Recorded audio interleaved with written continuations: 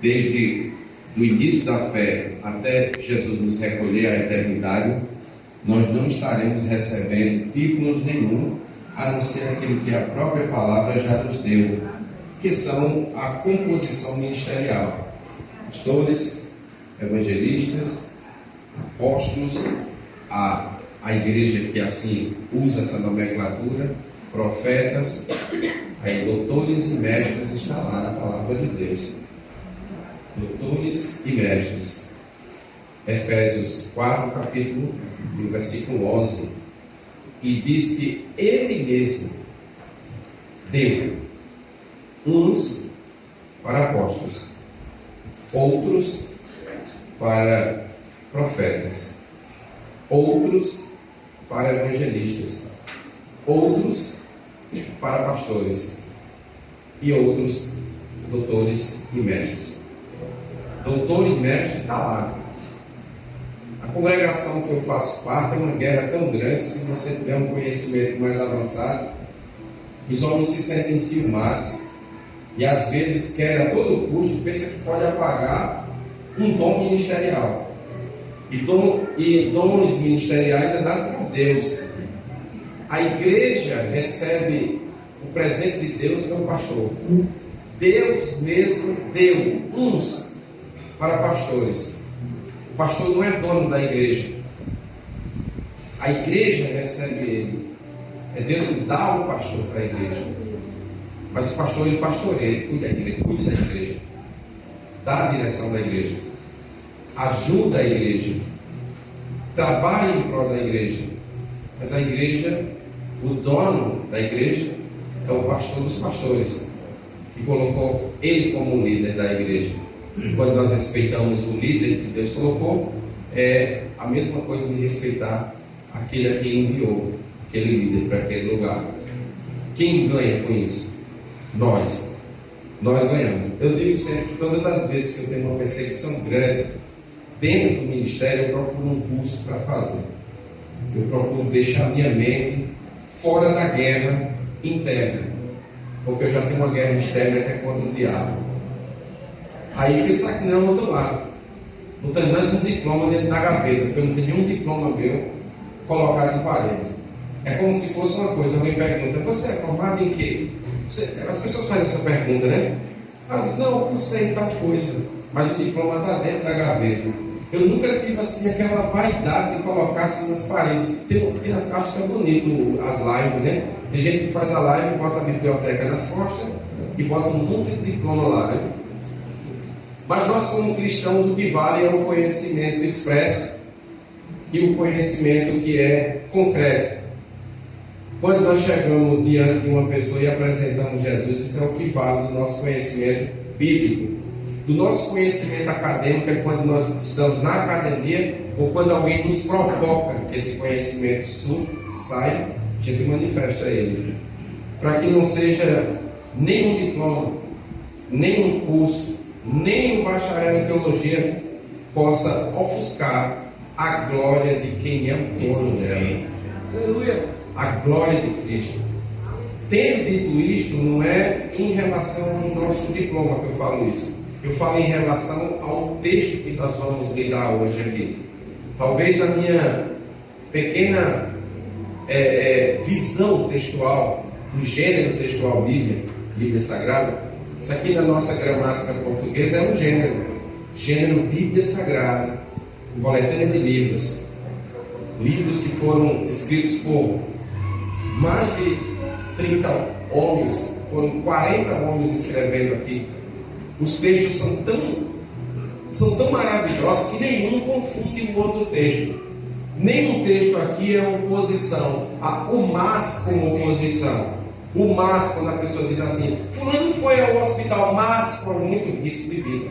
Fulano foi atropelado, mas realmente não tem jeito para ele. Fulano, esse mas de oposição. A Bíblia não tem nenhum mais aqui que se oponha à própria palavra. Quando Deus fala do pecado, ele diz: mas Deus. Quando Jesus Cristo é cravado na cruz, esmagado na cruz, aí Paulo diz assim: mas Deus o exaltou soberanamente. O mar de oposição é sempre trazendo bem. Já percebeu que os jornais são sensacionalistas? O mais dos jornais aí, Globo, sei lá, Estadão, tantos e tantos jornais, eles falam uma coisa boa e o mais é para trazer uma desgraça. A Bíblia é o único livro que é fenomenal. É diferente. O mas não é uma oposição contrária e negativa do texto primeiro. O texto primeiro mostra a desgraça e o texto segundo, com mais de oposição, mostra ou demonstra que há uma probabilidade de mudar aquela situação, o que está confrontando o primeiro período da frase. Isso é o que mais nos alegra em Deus. Fulano foi ao hospital, está com câncer. Isso aí diz, meu Deus, sinônimo de morte. Câncer é uma doença incurável. Mas na nossa Bíblia não. Na nossa Bíblia diz, ele está com câncer, mas Deus é poderoso para fazer infinitamente mais do que aquilo que pedimos ou pensamos, segundo o poder de Deus que opera em nós. Fulano foi atropelado e disseram que a perna dele não vai movimentar mais, porque atingiu uma parte do cérebro que trabalha na mobilidade do corpo. Mas Deus é dono da mobilidade do corpo. Sempre usaremos o mas dentro da igreja para provocar fé, provocar esperança, provocar a diferença. Tem no nosso meio pessoas até que são tão negativas que se espremer os poros delas sai tanta coisa ruim. Mas não é a regra. A regra dos nossos poros, quando sair aquele suor, as glândulas sudoríparas, quando se abrirem para nós derramarmos suor, até o nosso suor tem que ter alguma coisa positiva. Porque nós não fomos chamados para a palavra da desgraça, mas fomos chamados para a palavra da graça. Abra sua Bíblia em Isaías capítulo de número 6, que é o tema desse simpósio.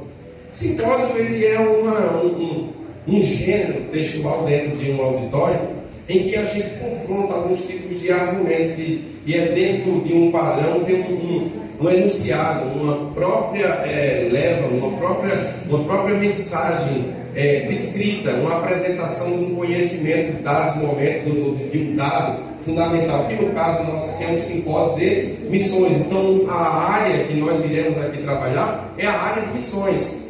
É uma das áreas que foi inaugurada pelo maior missionário que pisou aqui nessa terra e o homem mais santo que pisou nessa terra, que é o nosso Senhor Jesus Cristo. Ele é o precursor dessa missão. E a missão dele custou muito caro. Deve se lembrar para a igreja que a missão de Jesus não foi a missão de trazer para as pessoas, olha, vai para a igreja que Deus vai mudar a tua história. Me desculpe logo antes de iniciar aquilo que eu vou falar, mas eu tenho que falar porque tem muitas coisas no nosso meio, inclusive no ministério a qual eu faço parte, eu sou um confrontador de ideias que não funcionam. As ideias que não funcionam não se pode ser maximizada, não pode ser ampliada, elas não podem ter nenhum tipo de reforço. Só pode reforçar aquilo que funciona, só pode trazer uma repetição daquilo que funciona. Se não funciona, não faz isso, porque é pedagógico. Você vai estar lidando com pedagogia de ensino, você vai estar lidando com a qualidade educativa de alguém. E se você repete coisas erradas e começa a repetir, aquilo forma uma doutrina e ele se amplia. A pessoa depois, para tirar o problema, é complicado. E é o que tem muito hoje no nosso meio, inclusive na área de missões. Essa semana há uma dificuldade muito grande, meu pastor. Eu tenho que ser sincero, eu não vim para aqui para brincar, porque a obra de Deus não é uma brincadeira, é uma guerra. E eu vim nessa guerra de hoje aqui junto para colaborar, juntamente com o pastor e com essa igreja, dizendo algumas coisas e algumas verdades que algumas pessoas não têm coragem de dizer, porque querem viver a vida toda enganando a si mesmo. E quando a mensagem da palavra de Deus vem até ele não tem coragem de dizer o que a mensagem realmente veio para falar. Fica tentando ludibriar, e isso não pode. Porque nós temos um Deus que ele é a verdade. Ele não parece com a verdade, ele não é alguma coisa de verdade, ele é a própria verdade personificada. E sendo ele a verdade personificada, ele exige, ele não pede, ele não diz, por favor, Lindinaldo, fala a verdade. Ele exige que se fale a verdade, para não confundir e não causar problemas teológicos, bíblicos e doutrinários. Dentre os quais eu seleciono aqui, é justamente uns que eu encontro lá na minha congregação. Não estude teologia porque você fica frio. Não estude porque você fica frio. Esse é um ponto. Como é que você vai falar de um dado assunto se você não tem conhecimento? Como é que você vai apresentar Jesus pelas portas do céu se você não consegue ler um versículo da Bíblia 200 vezes? 200, irmão? Um versículo? 200. Porque mesmo assim você e eu ainda erramos. Lendo um versículo só 200 vezes, ainda fazendo citações erradas no versículo. Aí você se encontra com um testemunho de Jeová, um menino de 7 anos na porta da sua casa e expõe a doutrina dele todinha e lhe envergonha. Tem o Espírito Santo, veja que é só a introdução. É isso que acontece no nosso meio, é só a introdução. Porque a maioria vai vir aqui derramar fogo. Eu não vim aqui derramar fogo, porque primeiro eu não sou dono de fogo nenhum. Eu não sou dono de nada. Aqui eu sou apenas um canal e dependo exclusivamente de Jesus Cristo para abrir a minha mente e trazer uma palavra fundamentada que edifique a igreja. A nossa maior dificuldade é que nós não somos atores, não somos artistas, nós somos servos do Deus vivo, nós não trabalhamos por dinheiro, mesmo que assim precise, mas nossa finalidade primária é a edificação da igreja. Digno é o obreiro do seu salário, mas nós não trabalhamos só vinculado a isso, nós não somos um empresário que tem uma empresa e a empresa se chama igreja e queremos a todo custo granjear finanças, mas nós trabalhamos para o reino e o reino entende o que a igreja precisa e nós solicitamos à igreja o que ela precisa e precisa de dinheiro para trabalhar nessa área. Aí assim, voluntariamente, todos nós somos guiados pelo Espírito e fazemos as coisas que ela depende, e assim todas as coisas são sanadas. Porque senão fica na imaginário. E olha o que eu estava dizendo hoje na escola dominical. A palavra lá da revista de hoje é lutando, confrontando a inveja. Aí eu perguntei o significado de inveja. O que define o conceito de inveja? Aí alguma pessoa disse: a inveja é você querer ter o que o outro tem. Se fosse só isso, era bom demais, irmão. Se a inveja fosse só eu querer ter a voz de Jessé e querer cantar como ele, era bom demais. Ou seja, eu queria tanto cantar como Jessé. Isso aqui não causaria problema nenhum, mas só que o problema da inveja não é eu querer cantar como Jessé, nem eu querer parecer com Jessé. Eu quero que Jessé se suma do mundo. Eu quero que apague ele e passe a não existir mais, para que ela exista no lugar onde ele está sentado. E isso é a diferença. Eu estava dizendo, não pode a igreja ter sentimentos facciosos de inveja em seu coração, porque a inveja é desejar a morte, a não existência daquela pessoa a qual é o objeto da inveja. Que é diferente. Uma coisa é você ter um desejo. Quem não tem desejo? Eu queria tanto ser assim.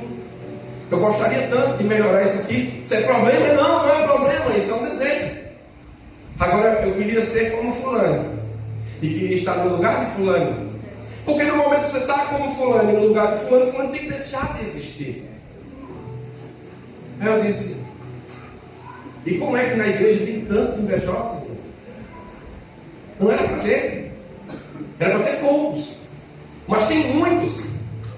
Se preocupa com o conhecimento que você tem, fecha as portas pelo conhecimento que você tem. E olha que você não está vendendo conhecimento no YouTube. E nem muito menos é um influencer. Olha a palavra, influencer.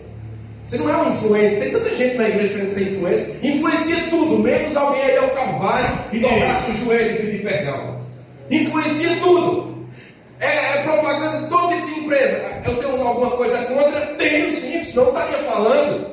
Aqui não deixar de ser hipócrita, esse negócio de dizer, eu tenho contra mesmo. Tenho contra porque a igreja, ela tem as armas de Deus em suas mãos. É uma obra espinhosa.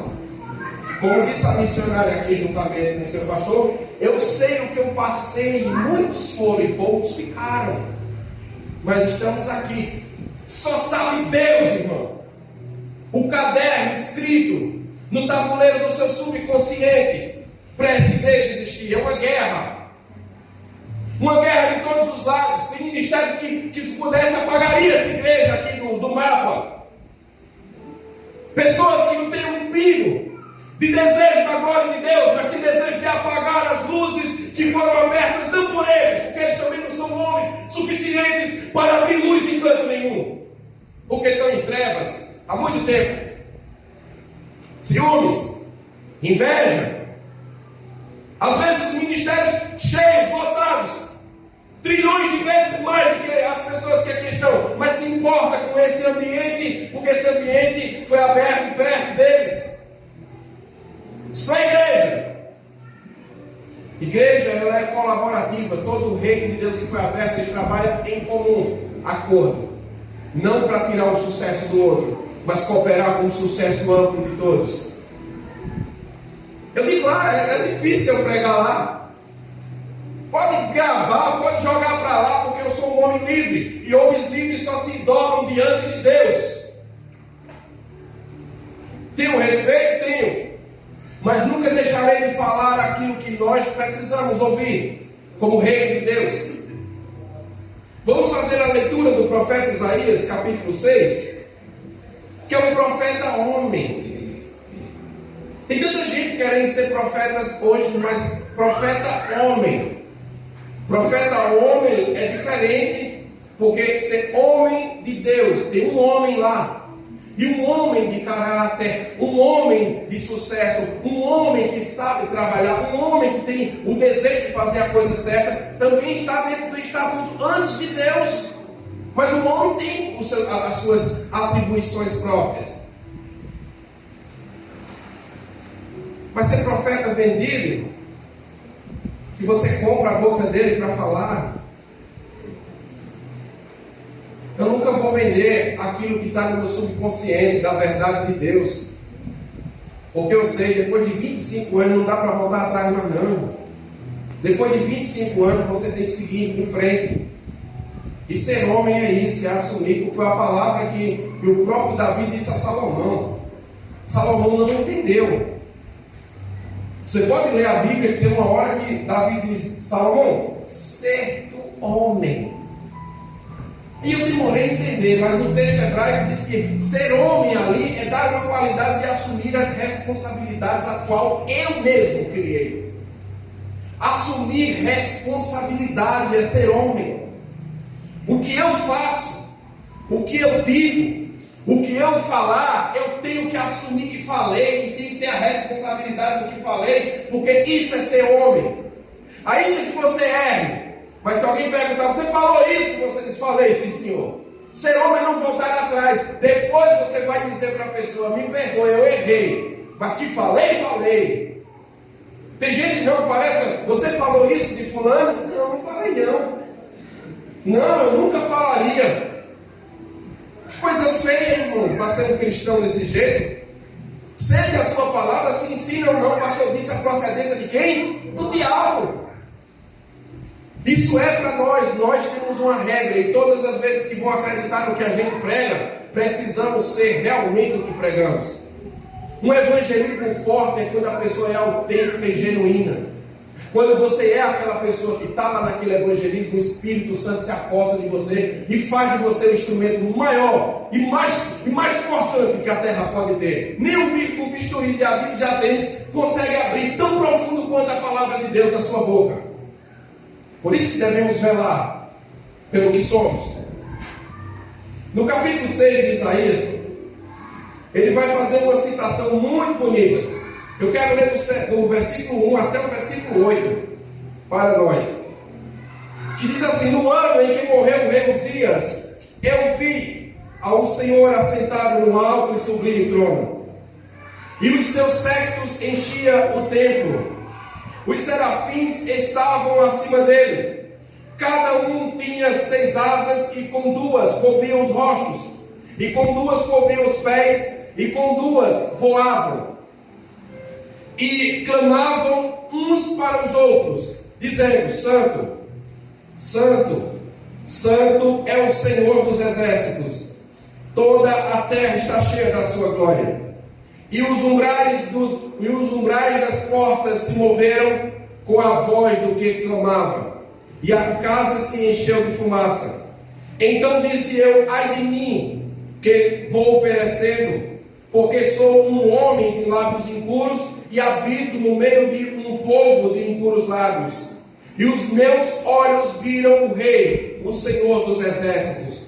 Mas um dos serafins voou para mim, trazendo na mão uma brasa viva, que tirada do altar com uma tenaz, e tocou ela em minha boca, e disse: eis que isto tocou os teus lábios, e a tua iniquidade foi tirada, e purificado o teu pecado.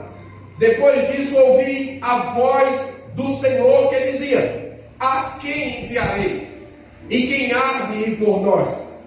Então disse eu: eis-me aqui, envia-me a mim. Essa palavra aqui é uma das chamadas vocacionais do profeta Isaías. Um dos homens que foi vocacionado com uma visão ímpar, diferenciada, a qual ele teve a oportunidade de ter uma teofania na sua própria mente. De repente ele chega diante de Deus, e diante de Deus, Deus abre os portões dos céus e apresenta-se para ele de uma forma estrondosa, gloriosa, coisa que poucos nessa terra terão a chance de ver, coisas que poucos nessa terra, por mais que olhem, chegarão a ver. Ele viu. E quando ele viu porque Deus veio marcar o seu ministério, chamar a pessoa dele à responsabilidade, chamar ele para ter o maior e o mais alto posto que pode se ter um homem com os oráculos de Deus em sua boca, quer ser um arauto de Deus, um representante titular. Não é um representante segundo quadro, um representante titular em que Deus confiou a sua boca e os seus sentimentos, as suas emoções e o seu intelecto para falar no nome dele. Será que isso não é algo importante para nós? Do jeito de Isaías, eu faço uma correlação. A igreja hoje é o instrumento, é o veículo da palavra de Deus. Todos que aqui estão, segundo Paulo, lá na segunda carta aos Coríntios, no capítulo 5, ele diz que criou para ele, o próprio Deus fez embaixadores, todos aqueles que receberam Cristo como Senhor e Salvador. São embaixadores. Aí ele diz: como que os tais levassem a Deus como Cristo, levando a Deus o pecador. Ele deu essa função. A função que nós temos é de pequenos cristos, em que levam o pecador até o próprio Deus para a remissão dos seus pecados. E isso é um cargo de grande importância.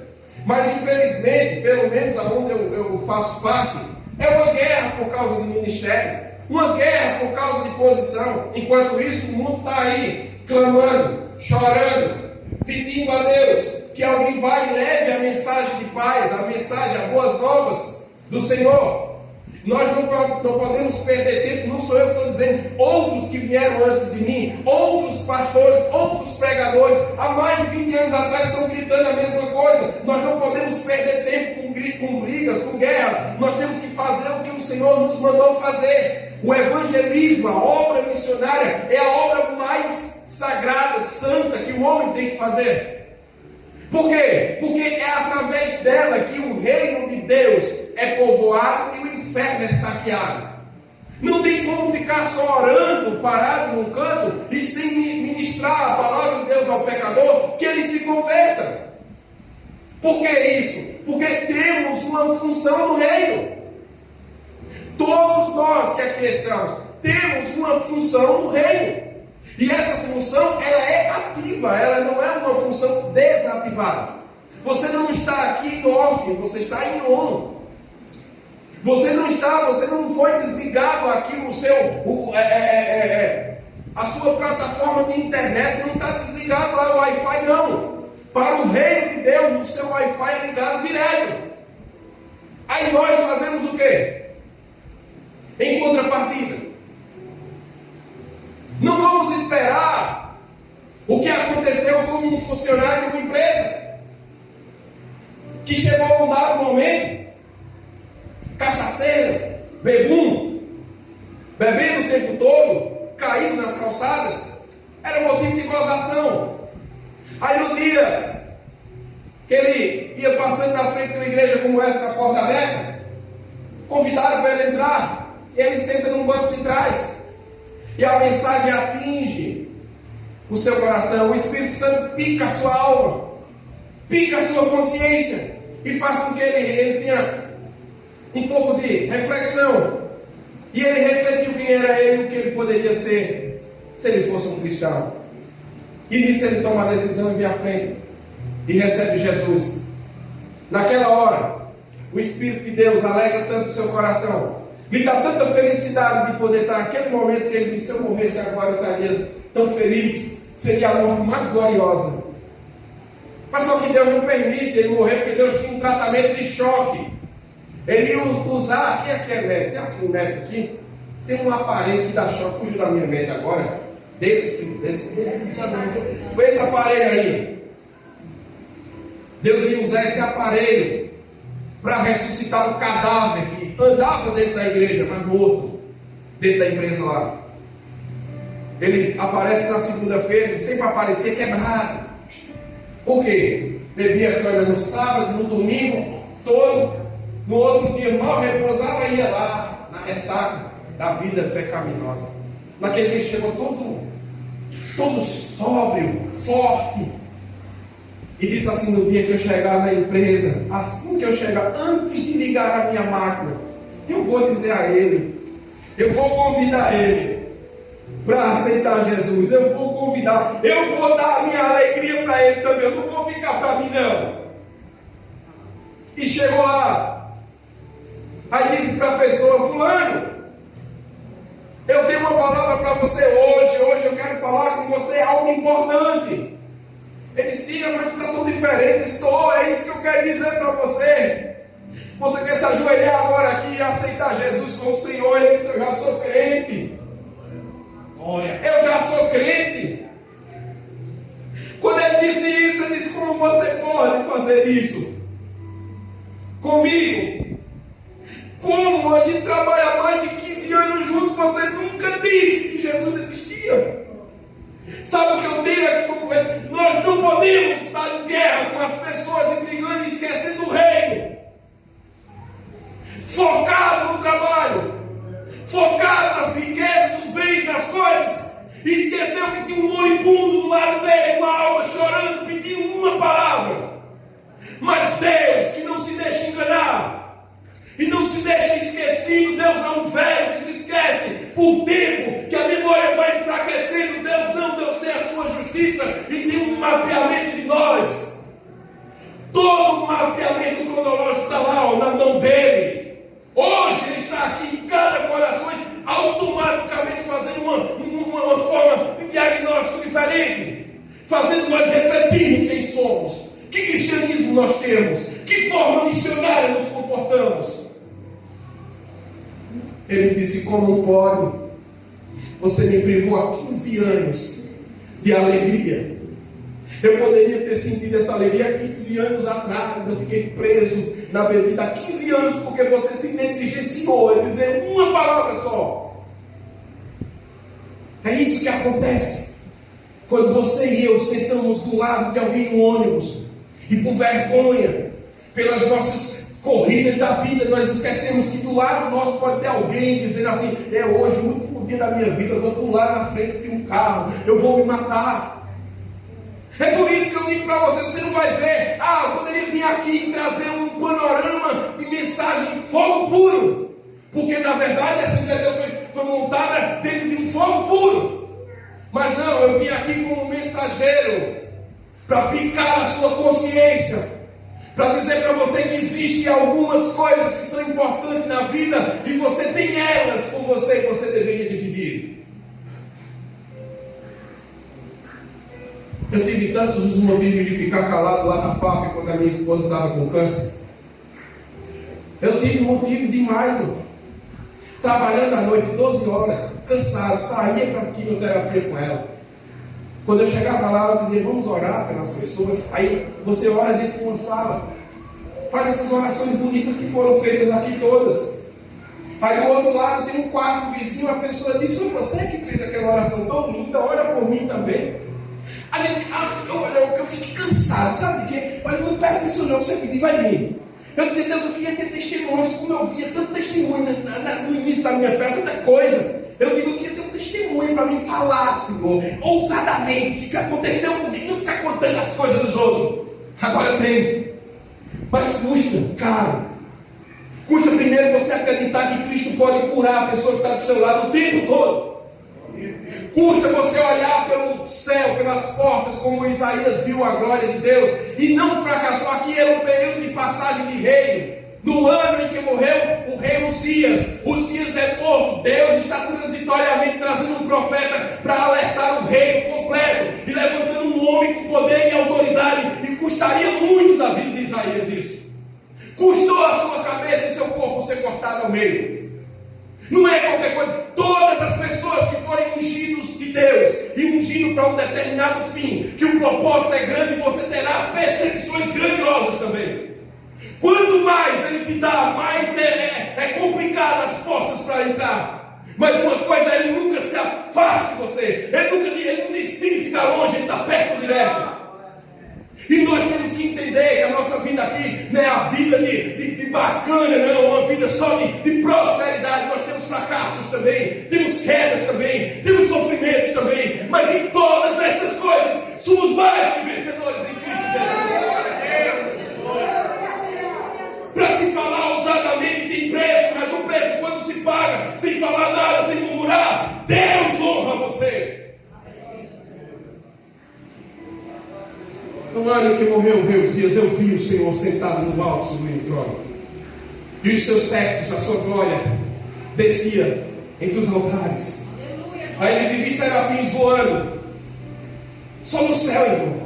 Aquela oração que tinha um pastor que dizia que pedia serafins para uma ponta, para outra, não pode. Os serafins não saem do céu. São anjos que são coordenados por Deus. Eles têm uma coordenação. Aqui, ó. Se Deus está fazendo a batida assim, ó, na bateria, Deus está aqui, ó. Ninguém faz outra coisa, é só isso. Quem faz somos nós, seres humanos, que somos muitas vezes contenciosos. Deus diz, vai por esse caminho. Não, é porque está tão no céu que quer negociar. No céu não. No céu anjo nenhum sai do céu sem autorização de Deus. E os que saem para a mensagem têm nome. Os serafins não saem para guardar cantos territoriais. Eles estão no céu o tempo todo só fazendo o que nós não fazemos muitas vezes quando ficamos com raiva de alguém: adorar.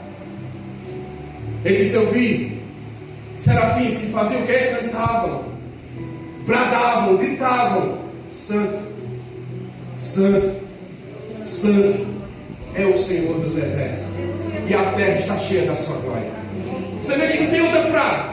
E nem é aquele crente que fica assim: eu já ouvi tanto esse hino, estou abusado de cantar. Não, ele estava lá: Santo, Santo, Santo, Santo, Santo é o Senhor dos exércitos, a terra está cheia da sua glória. Aí vai estar o normal e Santo, Santo, Santo, Santo.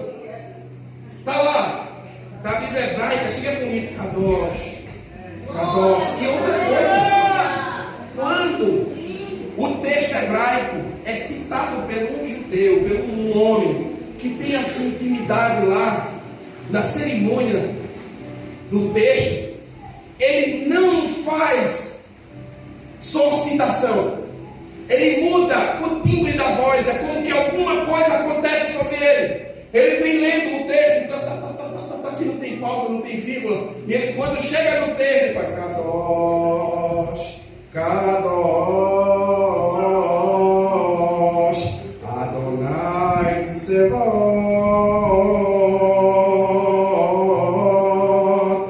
Fica o tempo todo Kadosh. Muda, ele para de ler e canta. Sabe por quê? Porque ele entra no universo onde Deus tem 3 repetições daquilo que ele é realmente: santo, santo, santo. Quando entra na santidade, a reverência logo sai. A boca dele, ele sente que vai tocar nos extremos onde Deus está, no lugar onde Deus é tão santo que os próprios serafins que voam diante do seu trono escondem os seus rostos dele. Sabe por quê? Porque o brilho da glória inacessível que está lá no trono, refletido pelo próprio Deus da glória, não é permitido nem aquele que está lá diante dele olhar para ele. Tamanho é a glória, tamanho é a santidade, tamanho é a kadosh de Deus sobre ele. Não permite o olhar sobre o brilho da glória que resplandece sobre Cristo. Eles cantam, mas cantam com as asas fechando os seus olhos. As outras duas asas, elas voam, servem para eles voarem. E as outras duas cobrindo os seus pés, porque os pés, como diz a Bíblia, é os calçados do Evangelho. Eles não podem pousar no trono de Deus, não podem pousar no altar de Deus. Eles têm que ficar o tempo todo voando, nem podem pousar, porque o lugar é impróprio. Eles mesmos sendo anjos santos, anjos purificados, que podem estar próximo de Deus, não podem olhar na face de Deus. Às vezes eu fico pensando, será que a gente trata Deus como Deus? Com a reverência que Ele merece? Teve um dia na igreja que eu falei, pegaram, quase me matavam. Olha, o rapaz ficou logo envenenado porque não disseram o que ele era. Tinha que dizer os títulos que ele tinha que dizer os títulos dele, porque ele não se sentiu. Aí disse. Aí o outro que veio depois dele, os outros não disseram o título dele, não foi ficar calado, não falaram que título ele tinha. Aí ele se apresentou, ele disse: eu sou formado e sou tal, e foi dizer na grade curricular. Ele esqueceu que lá está alguém que os títulos é nada para ele.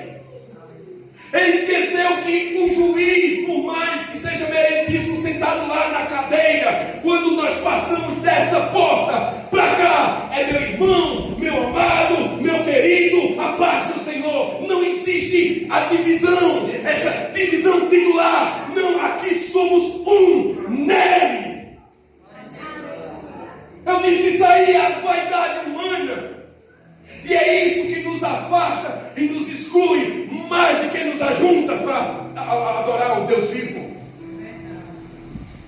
Eu não estou aqui lutando, quando todo mundo sabe, que me conhece aqui sabe que eu amo estudar. Estudar para mim eu vou dizer, após a vida que eu tenho com Cristo, estudar e a minha família são iguais. Eu não trato diferente. Eu levo tão a sério a minha família como eu levo o estudo.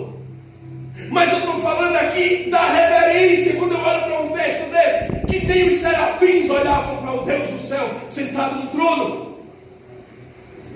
E nós muitas das vezes perdemos tempo com quem somos.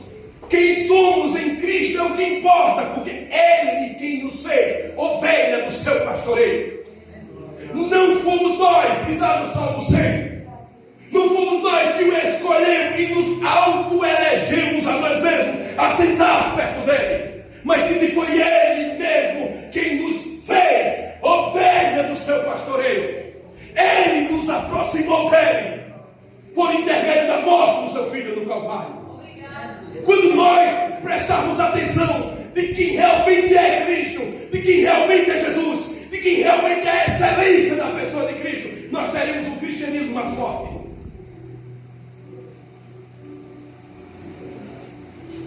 Aí ele diz: e os umbrais das portas se moveram. Os umbrais das portas se moveram. Que portas eram estas? Em que lugar ele estava vendo essa tão grande visão de Deus? Ele estava diante do Rei da Glória, diante daquilo que mais nós almejamos um dia ver. É ver aquele que nos salvou pessoalmente. E a Bíblia diz que quando ele olha para aquela visão, havia-se no conceito judaico, a própria visão judaica diz que um homem, se ele visse um anjo, ou se ele visse algum ser celestial muito próximo dele, esse homem morreria, esse homem seria morto. Eis a questão aqui de você ver Moisés. Moisés chega no capítulo lá em Êxodo, se eu não me engano é o 32 ou 33, e Moisés pede a Deus para ver o que é a glória dele. Ele diz: Moisés, eu tenho achado graça diante de ti. Tu tens achado graça aos meus olhos e me pede o que tu queres e eu farei. Moisés não conta a conversa, se está me pedindo, eu posso falar, eu achei graça aos teus olhos. O Senhor está dizendo que eu achei graça aos teus olhos. Tu olhaste para mim e achaste alguma coisa em mim que pode ser útil? Sim. Ele diz: peço de que me mostre a tua glória. Só que a palavra da nossa Bíblia traduzida ou transliterada não é a palavra que diz lá no hebraico. No hebraico ele diz: eu rogo-te que me mostre as tuas faces, como tu és. Eu quero te ver como tu és. Eu escuto, mas eu não vejo, eu quero te ver. Aí pode olhar que Deus diz: Moisés, coisa difícil me pediste, porque homem nenhum me viu, e se ver não existirá, certamente morrerá. Mas, olha o que eu estou dizendo aqui, o mais que é em contrapartida, que é uma oposição na Bíblia é diferente. Mas farei assim contigo: passarás pela fenda da pedra e eu colocarei as minhas mãos e tu verás as minhas costas. E foi o suficiente. Você está vendo? Isaías está vendo uma visão fenomenal de Deus. Moisés viu um pequeno vislumbre de Deus passando de costas, só o manto da glória de Deus. Voltou com a testa com tanta glória que era necessário os homens colocar um lenço para cumprir, porque caía e não se visse aquilo ali. Você está entendendo por que é que os serafins não olham nos rostos de Deus? Porque a santidade de Deus é o reflexo máximo da sua justiça e glória. Homem nenhum pode olhar com o seu corpo terreno e ver as faces de Deus, porque ele cai morto. Eu estou falando aqui para até não. É porque Deus é muito maior. Sabe, nós não recebemos a presença de Deus e nos alegramos. Isso é partículas minúsculas que Ele permite que nós sintamos. Isso não é quase nada do que Deus é, irmãos. Alguém pensa: fulano recebeu tanto poder que desmaiou. Acha que isso foi muito. Deus derramou uma apoteose grande. Não, irmão, isso foi fagulhas, pequenas fagulhas, não é nem gotícula. O que é uma gotícula? É você tem um vazamento de água, passa o dia todo. Olha. Nem isso é o suficiente de cair no chão. Lembra de João? E virei para ver quem falava comigo, e perdi as minhas forças e caí como morto. Não dá, irmãos. Jesus ali, ele não viu a face de Jesus. Ele, quando se virou, que refletiu a glória, no chão, não aguenta. Não tem estrutura. E olha que ele foi levado em espírito para algum lugar. E mesmo assim o corpo, que é onde estava, que eu também não sei decidir aqui onde está saindo a terra, os flutuando, não sei o que, ele caiu e fiquei sem força. E aí alguém me tocou e disse: levanta-te. Se não der a ordem, fica caído, porque não tem força diante de Deus. Deus é o poder absoluto. Só tem Ele.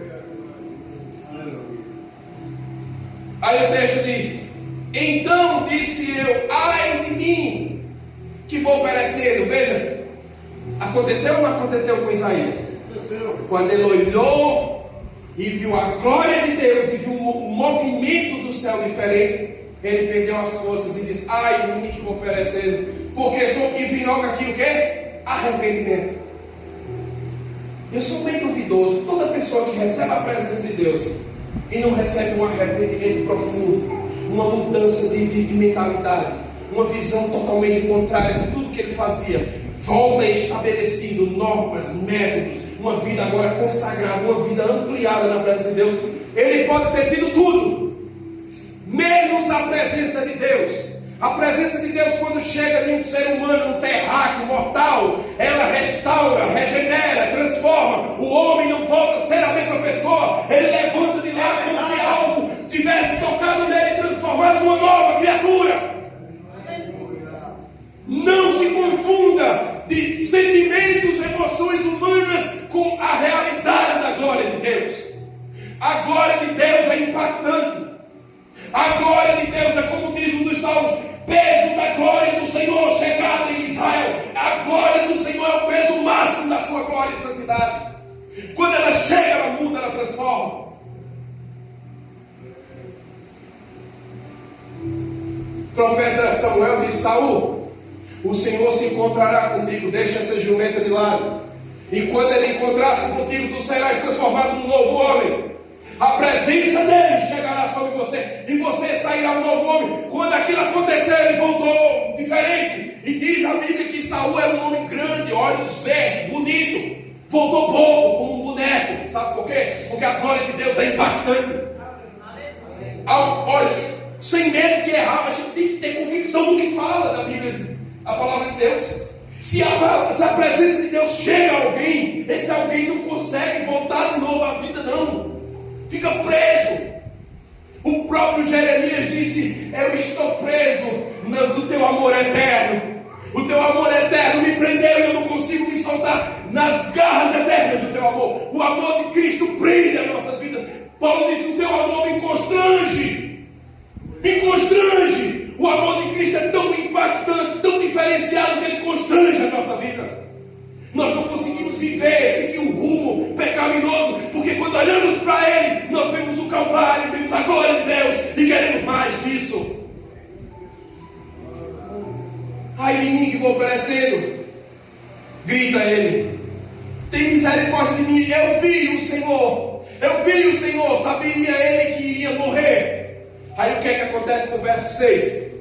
O verso 6 diz assim: mas um dos serafins voou para mim, trazendo na mão uma brasa viva que foi tirada do altar com atenaz. E com ela tocou em minha boca e disse: eis que isto tocou os teus lábios, e tua iniquidade foi tirada, e purificado o teu pecado. Ninguém se encontra com Deus para voltar ao mesmo trato, como dizia a minha mãe. Encontrou-se com Deus. Deus purificou o elemento que mais pesa depois do pensamento. A língua. Tocou na boca. Eu fico pensando, ninguém pensa desse jeito, não. Eu fico pensando porque ele não tocou em outro canto. Vem a boca dele com a brasa vindo do altar de fogo para queimar a língua dele. Eu fico pensando isso. Não olhe para mim com um pensamento pejorativo, não. Não falei nada. Nem diga, não. Eu não falei nada, não. De língua de ninguém, não. Eu estou só dizendo, por que ele foi queimar a língua? Não tinha tanto canto. No corpo humano tem 305 ossos, é assim. Quantos 307? Era 307 ossos? 305, eu não lembro mais, não. 200, né? 206. Quanto? 206, né, irmão? Tanto osso. Ele foi numa parte que não é osso. A língua é de osso, é?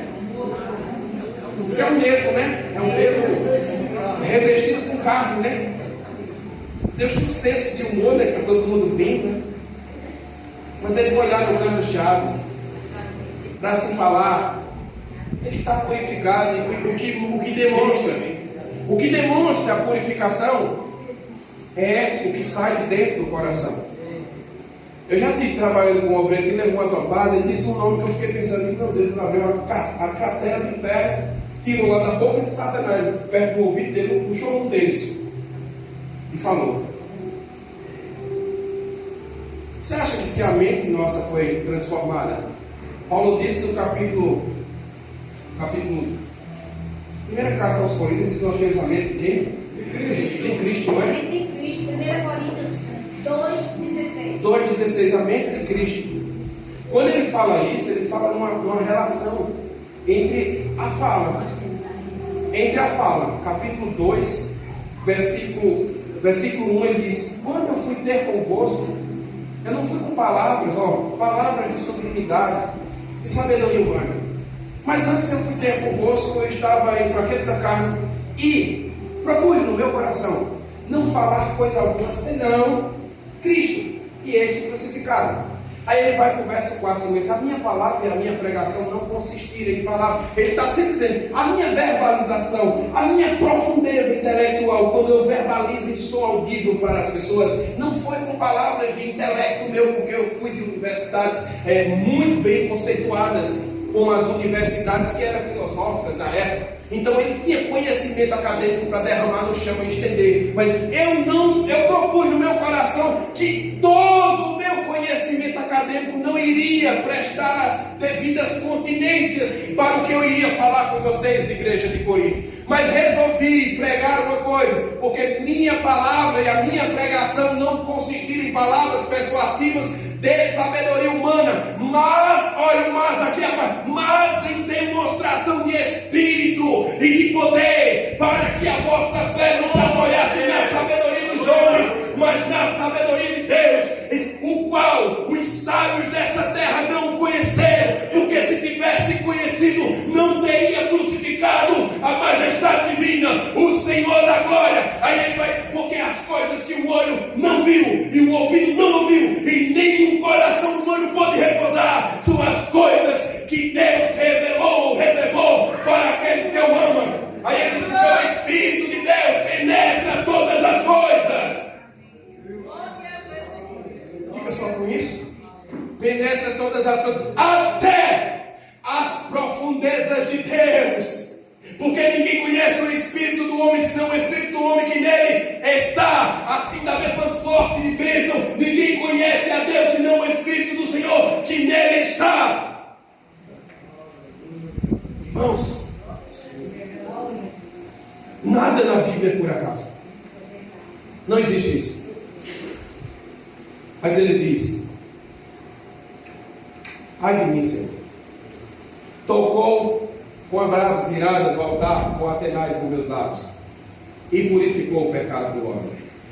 Aí vem no verso 7, no verso 7 ao verso 8, diz assim, depois disso, ouvi a voz do Senhor, que dizia, a quem enviarei? Quem há de ir por nós?